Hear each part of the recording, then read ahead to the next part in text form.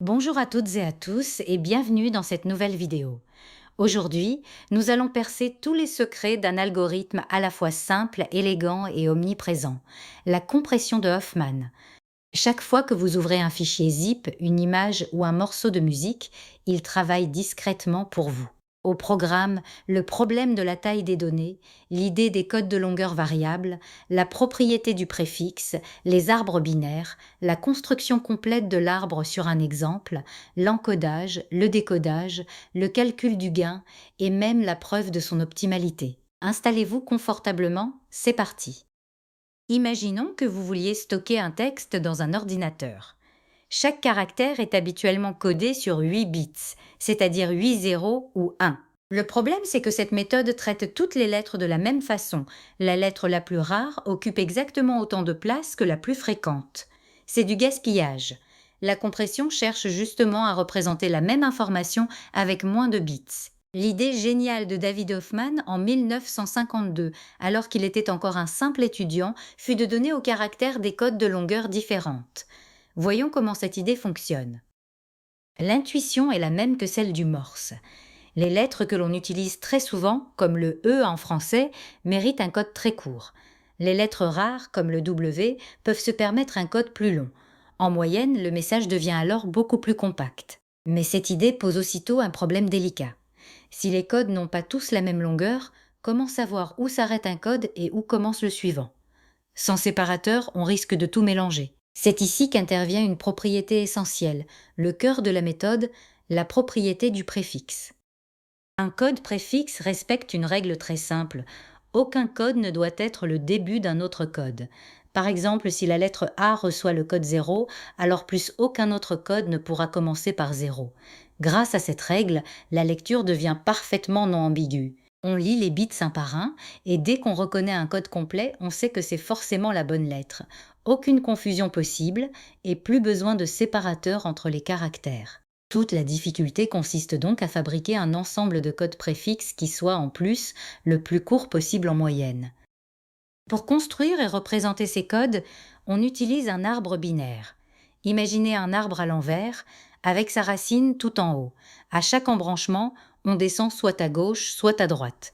Par convention, aller à gauche s'écrit 0 et aller à droite s'écrit 1. Les lettres ne se trouvent jamais aux embranchements, elles sont uniquement tout en bas sur les feuilles de l'arbre. Le code d'une lettre, c'est simplement le chemin parcouru depuis la racine jusqu'à sa feuille. Et comme chaque lettre est une feuille, aucun code ne peut être le préfixe d'un autre. La propriété du préfixe est ainsi garantie automatiquement. Prenons un exemple que nous suivrons jusqu'au bout, le mot abracadabra. La première étape est toujours la même, compter les occurrences de chaque lettre.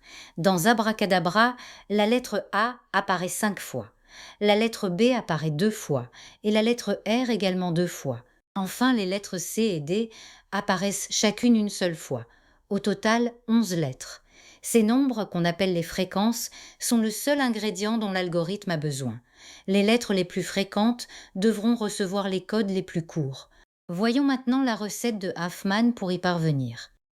L'algorithme de Huffman est ce qu'on appelle un algorithme glouton. À chaque étape, il fait le choix qui paraît le meilleur sur le moment.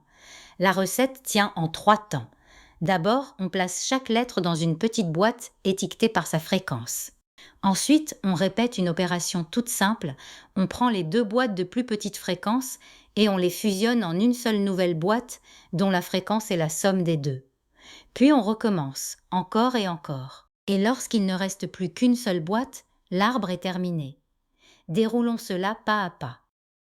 On démarre avec nos 5 lettres classées par fréquence. C et D valent 1, B et R valent 2 et A vaut 5. Première fusion, les 2 plus petites sont C et D qui valent chacune 1. On les marie et on obtient un nouveau nœud de fréquence 2. Il nous reste maintenant 4 groupes. Ce nouveau nœud a 2, la lettre B a 2, la lettre R a 2 et la lettre A a 5. Deuxième fusion, on choisit 2 groupes de fréquence 2, par exemple B et R, qu'on réunit à leur tour en un nœud de fréquence 4. Poursuivons, il reste 3 groupes, le nœud CD qui vaut 2, le nœud BR qui vaut 4 et la lettre A qui vaut 5. Les 2 plus petits sont maintenant le nœud A2 et le nœud A4. on les fusionne en un nœud de fréquence 6. Il ne reste alors plus que deux groupes, la lettre A de fréquence 5 et ce gros nœud de fréquence 6. Dernière fusion, on les réunit, ce qui donne la racine de fréquence 11, soit exactement le nombre total de lettres. L'arbre de Hoffman est enfin terminé. L'arbre est construit, il ne reste plus qu'à lire les codes. On part de la racine et on descend vers chaque lettre en notant 0 chaque fois qu'on va à gauche et 1 chaque fois qu'on va à droite. La lettre A, la plus fréquente, est tout près de la racine. Son code est simplement 0, un seul bit. Les autres lettres sont plus bas. La lettre C obtient le code 1, 0, 0. La lettre D obtient 1, 0, 1. La lettre B obtient 1, 1, 0. Et la lettre R obtient 1, 1, 1. La lettre la plus fréquente a bien reçu le code le plus court. C'est exactement ce que l'on voulait. Encodons maintenant notre message grâce à cette table. On remplace simplement chaque lettre par son code. Le A devient 0. Le B devient 1, 1, 0. Le R devient 1, 1, 1. En continuant ainsi pour tout le mot abracadabra, on obtient une longue suite de bits sans aucun séparateur entre les lettres. Et pourtant, grâce à la propriété du préfixe, cette suite reste parfaitement lisible.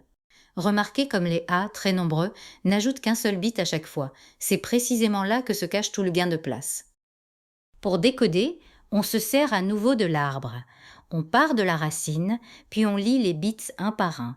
À chaque 0, on descend à gauche, à chaque 1, on descend à droite. Dès qu'on arrive sur une feuille, on a trouvé une lettre. On l'écrit, puis on repart aussitôt du sommet de l'arbre pour la lettre suivante. Reprenons le début de notre suite. Un 0 nous mène directement à la feuille A, puis un 0 nous conduit pas à pas jusqu'à la feuille B, et ainsi de suite, sans la moindre ambiguïté, jusqu'à reconstituer parfaitement le message d'origine. Mesurons enfin le gain. Avec un codage classique à longueur fixe, il faudrait 3 bits pour distinguer nos 5 lettres, soit 33 bits pour les 11 lettres du mot. Avec le code de Hoffman, comptons. La lettre A, codée sur un seul bit, apparaît 5 fois, ce qui fait 5 bits.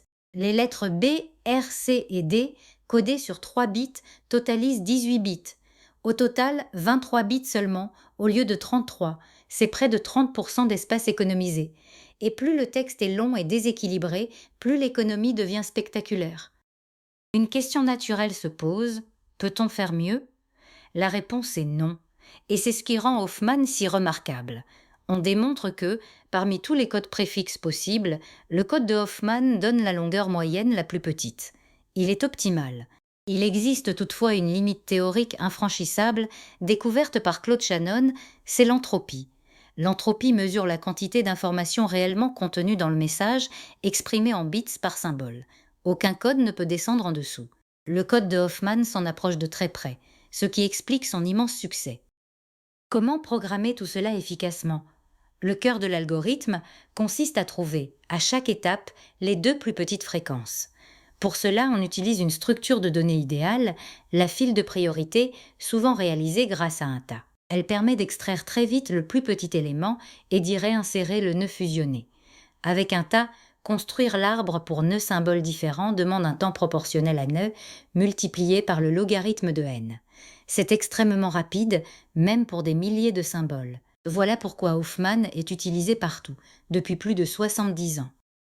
Terminons par les usages et les limites. Le code de Hoffman est partout, souvent bien caché dans les fichiers zip, dans les images JPEG, dans la musique MP3. Il a tout de même quelques défauts. Il faut connaître les fréquences à l'avance ou bien parcourir le fichier 2 fois. C'est pourquoi il existe une version adaptative qui apprend les fréquences au fil de l'eau. Par ailleurs, comme chaque code occupe un nombre entier de bits, Hoffman n'atteint pas toujours la limite de Shannon. Le codage arithmétique, lui, va encore plus loin au prix d'une plus grande complexité. Récapitulons l'essentiel. Compresser, c'est donner des codes courts aux symboles fréquents et des codes longs aux symboles rares. Pour que la lecture reste possible sans séparateur, on utilise des codes préfixes, naturellement représentés par un arbre binaire. L'algorithme de Hoffman construit cet arbre de façon gloutonne en fusionnant à chaque étape les deux plus petites fréquences. Le résultat est un code préfixe optimal dont la longueur moyenne frôle la limite théorique de Shannon. Simple, élégant et terriblement efficace. Voilà pourquoi, plus de 70 ans après sa découverte, le code de Hoffman fait toujours partie du quotidien de nos ordinateurs. Voilà, vous savez désormais tout, ou presque, sur la compression de Huffman, de l'idée de départ jusqu'à la preuve de son optimalité. Pour bien assimiler tout cela, je vous conseille de reconstruire vous-même l'arbre sur un autre mot, par exemple votre prénom. Si cette vidéo vous a plu, pensez à vous abonner et à la partager autour de vous. Dans la prochaine vidéo, nous explorerons un cousin passionnant, le codage arithmétique, qui pousse la compression encore plus loin. Merci de m'avoir suivi jusqu'au bout et à très bientôt.